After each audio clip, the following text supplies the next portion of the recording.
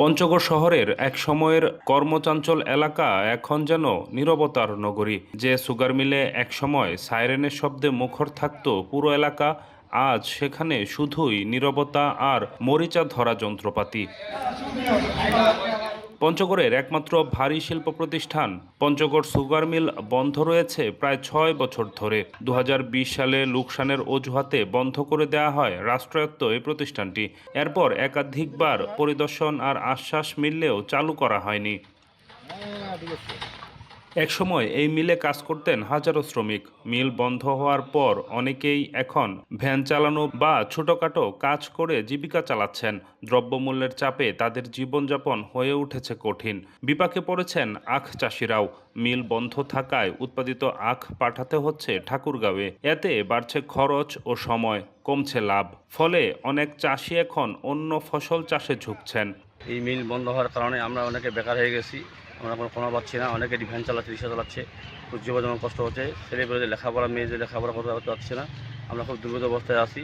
আমি চাচ্ছি এই মিলটা খুব দ্রুতভাবে চালু হোক, আমাদের কর্মসংস্থান হোক। আমরা শ্রমিক যারা বেকার হয়ে আছি, আমরা যেন এখানে কর্মসংস্থান পাই।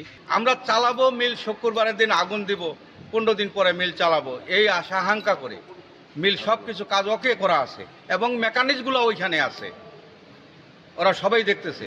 এই মিল বন্ধ হয় আমরা খুব নাজেহালে আছি। এই যে মেশিনগুলো দেখতেছেন, এগুলো আমরা ফুলি মেরামত করি।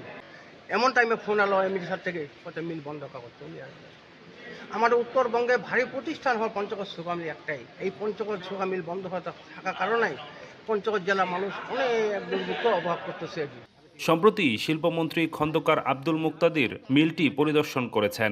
তিনি বলেছেন, বর্তমান সরকারের লক্ষ্য শুধু চিনি কল নয়, দেশের সব বন্ধ প্রতিষ্ঠান পুনরায় চালু করা। আপনারা দেখেছেন যারা মিলের ভিতরে ঢুকেছেন যে চালের অবস্থা কি। এই চাল সংস্কার না করে মিল কেন, কোনো কিছুই এখানে চালানো সম্ভব না।